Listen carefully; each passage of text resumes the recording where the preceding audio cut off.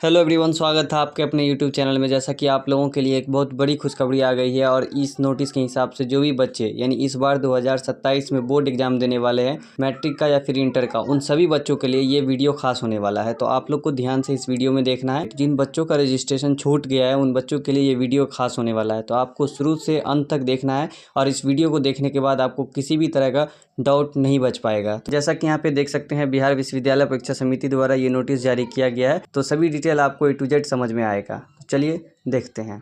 Bihar board matric examination 2027 में जो भी बच्चे मैट्रिक और इंटर का जो एग्ज़ाम देने वाले हैं बिहार बोर्ड से 27 में, उन सभी बच्चों के लिए रजिस्ट्रेशन के लिए जो डेट है वो डेट बढ़ चुका है।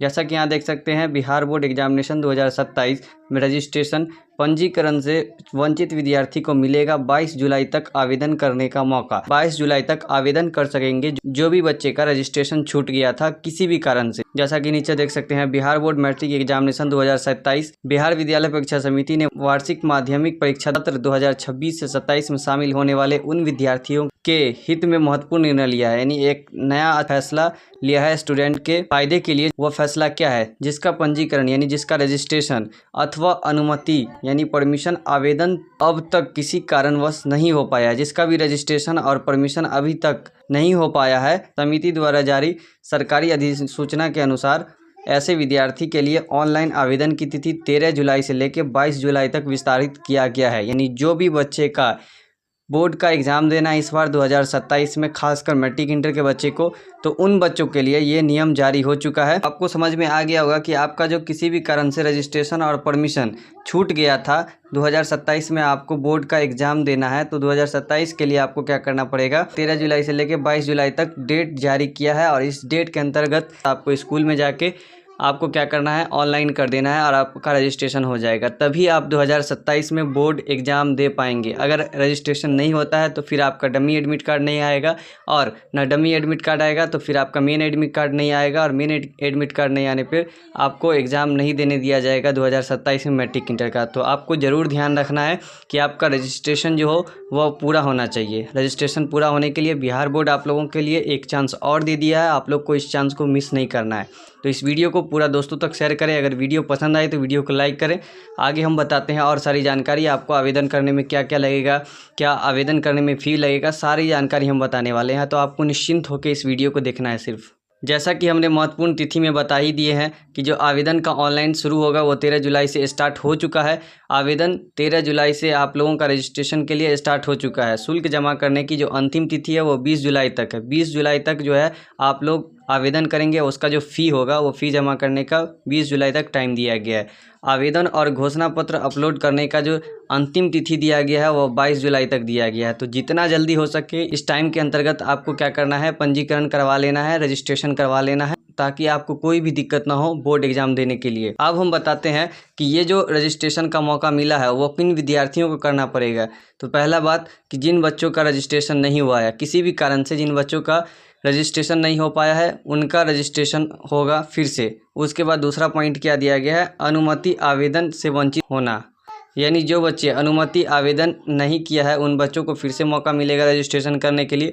घोषणा पत्र जिसका अपलोड नहीं हुआ है उन बच्चों को फिर से मौका मिलेगा। और तीसरा, तकनीकी कारणों से आवेदन अधूरा रह गया हो जिन बच्चों का, तो उन बच्चों को फिर से मौका मिलेगा। तो मोटा मोटी यही है कि इन 3-4 पॉइंट में दिया गया, जिन बच्चों का किसी भी कारण से आपका छूटा हुआ है, से आपका रजिस्ट्रेशन छूटा हुआ है, आप तुरंत जाके स्कूल में रजिस्ट्रेशन करवाइए, तभी आपको मौका मिलेगा बोर्ड एग्जाम में। अब हम बताते हैं कि आपका जो फ़ी है वो फ़ी कितना लगने वाला है रजिस्ट्रेशन के लिए। तो जैसा कि यहाँ पे देख सकते हैं, आवेदन शुल्क लगता है, नहीं रजिस्ट्रेशन फ़ी लगता है। जैसा कि यहाँ पे दिया गया है शुल्क का विवरण और राशि। शुल्क के विवरण में जैसे ऑनलाइन शुल्क 50 रुपया स्कूल वाले लेंगे, उसके बाद ऑनलाइन डाटा एंट्री शुल्क, पंजीकरण शुल्क, विलम्ब शुल्क, टोटल जोड़ जाड़ के आपका 450 रुपया लगता है।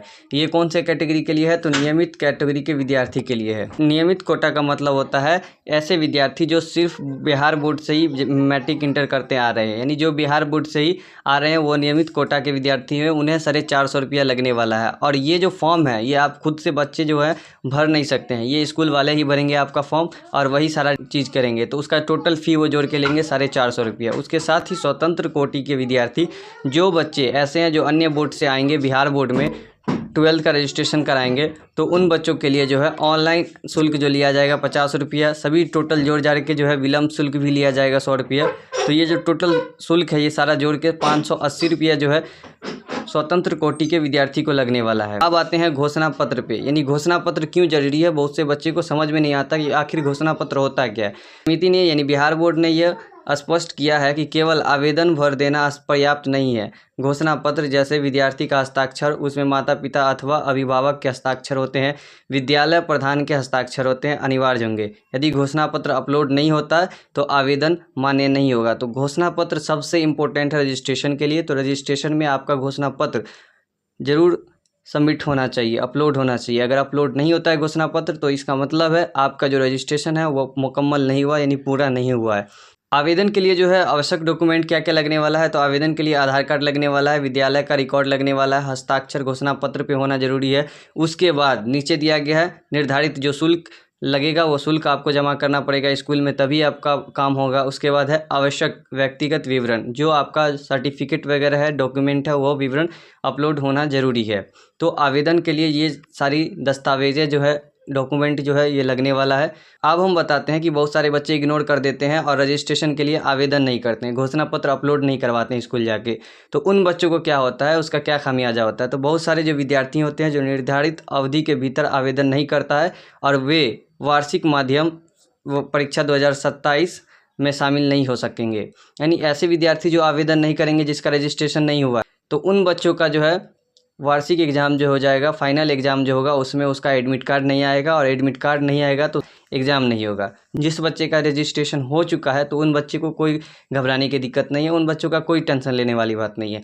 लेकिन जिनका रजिस्ट्रेशन नहीं हुआ है उन बच्चों को फिर से रजिस्ट्रेशन कराना है, तभी बोर्ड एग्जाम में मौका मिलेगा, मैट्रिक हो या फिर इंटर हो। तो फाइनली आपको समझ में आ गया होगा कि क्या करना है रजिस्ट्रेशन के लिए, और रजिस्ट्रेशन की पूरी जानकारी हम बता चुके हैं। अगर अब भी आपके पास कोई भी दिक्कत है, कोई भी डाउट है, तो बेझिझक आप इस कमेंट बॉक्स में आप कमेंट कर सकते हैं, हम जल्दी आपको रिप्लाई दे देंगे। रजिस्ट्रेशन के लिए डेट निकल चुका है, जितना जल्दी आप जाएंगे आपका रजिस्ट्रेशन उतना ही जल्दी होगा और आपका काम आसान हो जाएगा। थैंक यू, टेक केयर, मिलते हैं नेक्स्ट वीडियो में।